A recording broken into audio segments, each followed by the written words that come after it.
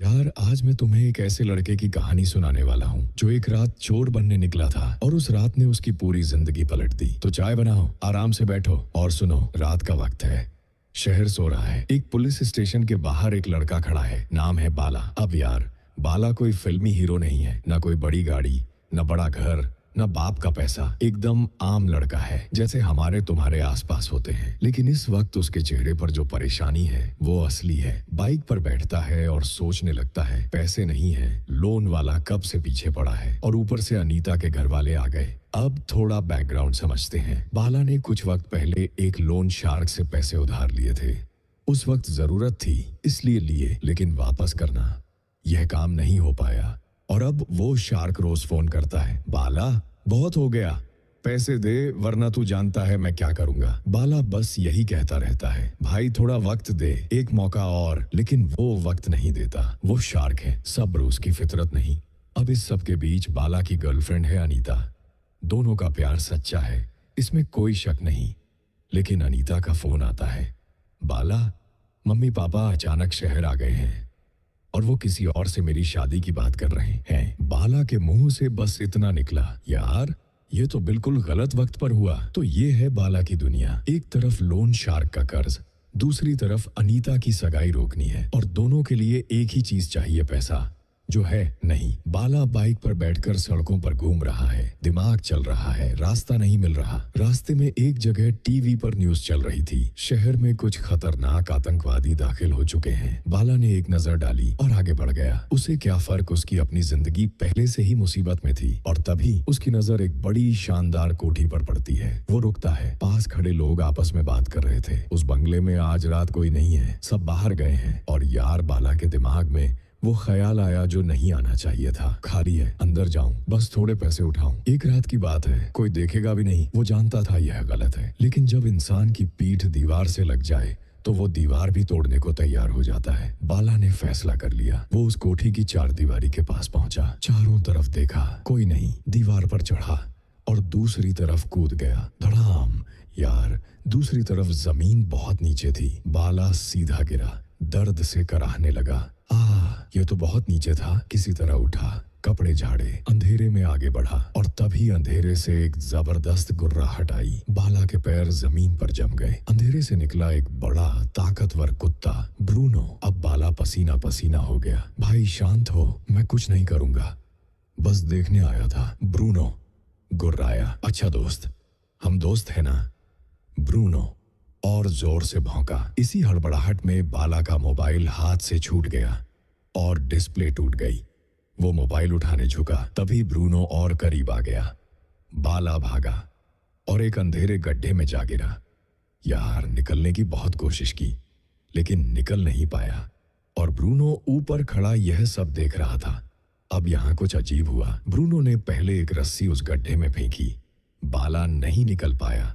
फिर एक लकड़ी का बांस डाला ताकि बाला उसे पकड़कर बाहर आ सके। बाला हैरान था, यह कुत्ता मेरी मदद क्यों कर रहा है? इसका जवाब आगे मिलेगा। लेकिन अभी बाला किसी तरह उस गड्ढे से बाहर निकला। तभी फोन बजा, शार्क था। बाला आज रात तक का वक्त है, कल सुबह मुझे मेरा पैसा चाहिए हर हाल में। बाला ने फोन रखा, मन में पक्का इरादा कर लिया, इस घर में जो भी मिले उठाना है, शार्क का कर्ज चुकाना है। धीरे धीरे उसे लगने लगा कि ब्रूनो अब उससे इतना नहीं डर रहा और बाला को भी लगा ये कुत्ता शायद दुश्मन नहीं है। एक अजीब सी खामोश दोस्ती पनपने लगी दोनों के बीच। बाला अंदर घुसा, चुपचाप सांस रोककर अपने टूटे मोबाइल की टॉर्च जलाई और पैसे ढूंढने लगा। तभी किसी चीज से टकराया और जमीन पर गिरा। नीचे देखा तो एक लाश थी। बाला के होश उड़ गए और उसी वक्त गोलियां चलने की आवाजें आने लगी। वो वहां से भागा। तभी अंधेरे में एक हाथ आया और उसका मुंह दबाकर उसे एक कमरे में खींच लिया गया। बाला की जान निकलते निकलते बची। थोड़ी रोशनी में उस आदमी का चेहरा दिखा और बाला को पसीना आ गया। ये थे DIG Khan, deputy inspector general, शहर के सबसे बड़े पुलिस अफसरों में से एक। और यह उन्हीं का घर था जिसमें बाला चोरी करने घुसा था। अब पूरी बात समझते हैं। कुछ दिन पहले डीआईजी खान ने एक बड़े आतंकवादी गुट के सरगना के सगे भाई को एक मुठभेड़ में मार गिराया था। वो सरगना इसका बदला लेने के लिए खुद खान सर के घर तक आ पहुंचा था। यही वो आतंकवादी थे जो उस बंगले में घुसे हुए थे और जो लाश बाला को मिली थी वो उन्हीं में से एक था।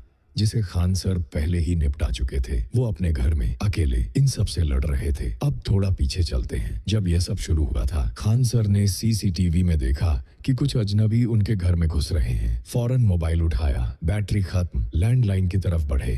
तार कट चुकी थी, बिजली वो भी गुल। खान सर अकेले थे। उन्होंने एक आतंकी को मार गिराया, लेकिन उसके बाद सरगना ने उनके कंधे पर गोली मार दी। खान सर जमीन पर गिरे। सरगना ने कहा, तुमने मेरे भाई को आत्मसमर्पण का वादा करके भी मार डाला। खान सर ने कहा, मैं अपनी ड्यूटी कर रहा था। सरगना बोला, तो मैं भी अपनी ड्यूटी करने आया हूँ। वो खान सर को खत्म करने ही वाला था। तभी ब्रूनो बीच में आ गया। उसी एक पल में खान सर एक गुप्त कमरे में छुप गए। आतंकवादियों ने ब्रूनो को घर से बाहर धकेल दिया और दरवाजा बंद कर लिया। ब्रूनो बाहर, खान सर अंदर घायल और अकेले। अब समझ आया ना, ब्रूनो बाला की मदद क्यों कर रहा था। वो किसी भी इंसान को अंदर बुलाना चाहता था ताकि अपने मालिक की जान बचाई जा सके। एक कुत्ते की वफादारी देखो यार, अपने मालिक के लिए एक अजनबी को भी साथ ले आया। तो अब खान सर और बाला एक ही कमरे में थे। बाला ने कहा, सर ये आतंकवादी हैं। खान सर ने कहा, मुझे पता है तू कौन है। बाला ने जो बहाना बनाया वो ये था, वो एक कुत्ता पीछे पड़ गया था इसलिए छुपने आ गया। खान सर ज्यादा कुछ नहीं बोले। उनकी हालत खराब हो रही थी। कंधे पर गोली जो थी, उन्होंने एक टैबलेट निकाली, डोंगल कनेक्ट किया ताकि सीसीटीवी से आतंकियों पर नजर रख सके। उनके पास बंदूक थी, लेकिन गोलियां दूसरे कमरे में रखी थी। बाला से कहा, जा उस लॉकर से गोलियों का बॉक्स ले आ। बाला निकला, लॉकर तक पहुंचा, खोला और अंदर देखकर उसकी आंखें फट गईं। नोटों की गड्डियां। यार बाला इसी के लिए तो आया था, यही तो चाहिए था उसे। उसने एक पल सोचा, फिर गोलियों का बॉक्स वहीं छोड़ा, पैसे उठाए और भागने लगा। लेकिन दरवाजे पर एक आतंकवादी खड़ा था। गोली चली, बाला के कंधे पर लगी। वो दर्द से चीखता हुआ वापस खान सर के कमरे में घुस गया। हाथ में पैसे थे, गोलियां नहीं। खान सर ने एक नजर में सब समझ लिया, तू चोर है। बाला चुप रहा। इसी बीच ब्रूनो किसी तरह वापस घर के अंदर घुस आया। आतंकवादियों ने उसे देखा, गोली चलाई, निशाना चूका। गोली उनके अपने ही एक साथी को जा लगी। वो तड़पने लगा और सरगना ने बिना एक पल रुके अपने घायल साथी को खुद गोली मार दी। बाला यह देखकर सन्न रह गया। ये लोग अपनों को भी नहीं छोड़ते। घर में अब 3 आतंकवादी बचे थे। खान सर ने ब्रूनो को इशारे से कहा, मेडिकल किट लाओ। ब्रूनो गया। एक आतंकवादी उसके पीछे हो लिया। ब्रूनो एक छोटी जगह से निकल आया और भौंकने लगा। सरगना ने गोली चलाई। गोली उस कमरे के दरवाजे पर लगी जहां वो पीछे वाला आतंकवादी घुसा था। धमाका, वो भी खत्म। अब 2 आतंकवादी बचे थे। ब्रूनो मेडिकल किट लेकर आया। खान सर ने अपनी और बाला दोनों की गोलियां निकाली। फिर ब्रूनो की आंखों में देखा, गन की गोलियां ले आ। ब्रूनो निकल गया। घर में 2 आतंकवादी बचे थे। खान सर घायल थे, बाला डरा हुआ था और ब्रूनो गोलियां लेने गया था। लेकिन अब कुछ और होने वाला था। आतंकवादियों का बॉस अचानक रुका। उसने इधर उधर देखा, सोचने लगा। फिर उसे समझ आया, हम पर नजर रखी जा रही है, सीसीटीवी कैमरे चल रहे हैं। उसने अपने साथी को इशारा किया और दोनों ने एक एक करके घर के सारे सीसीटीवी कैमरे तोड़ दिए। खान सर की टैबलेट की स्क्रीन एक एक करके काली होती गई। अब उनके पास कोई आंखें नहीं थी। वो अंधेरे में थे पूरी तरह।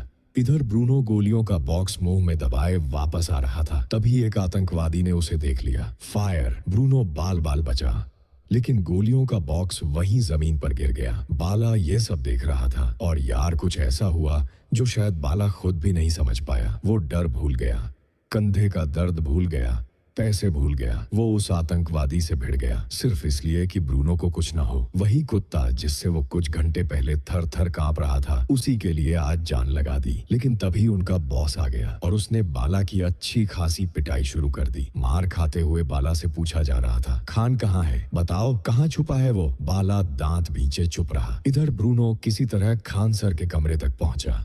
गोलियों का बॉक्स तो गिर गया था, लेकिन ब्रूनो ने एक गोली अपने मुंह में दबा रखी थी। उसने वो गोली खान सर के हाथ में रख दी। खान सर ने उसे देखा, एक पल के लिए आंखें भर आईं।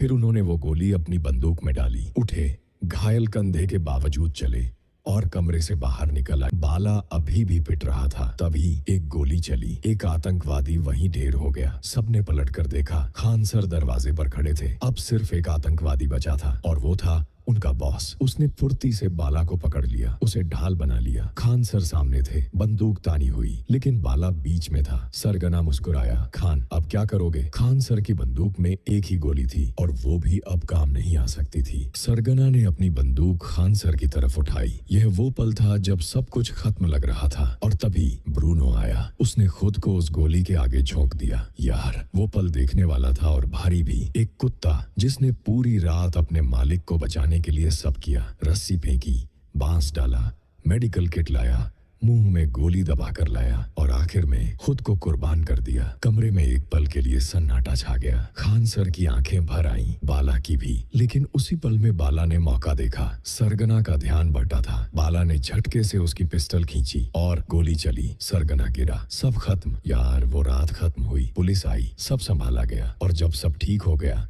डीआईजी खान ने बाला को अपने सामने बिठाया। वो जानते थे बाला चोरी करने आया था। वो जानते थे उसने लॉकर से पैसे उठाए थे, लेकिन यह भी जानते थे उसी लड़के ने उनकी जान बचाई। उन्होंने बाला को वो पैसे दे दिए और ऊपर से सरकार की तरफ से भी इनाम मिला। लोन शार्क का कर्ज खत्म। अनीता की सगाई रुकी और खान सर ने बाला को अपना पर्सनल गार्ड भी रख लिया। यार, अगर ये कहानी अच्छी लगी तो लाइक जरूर करो और अगर अभी तक सब्सक्राइब नहीं किया तो अभी कर लो। ऐसी कहानियां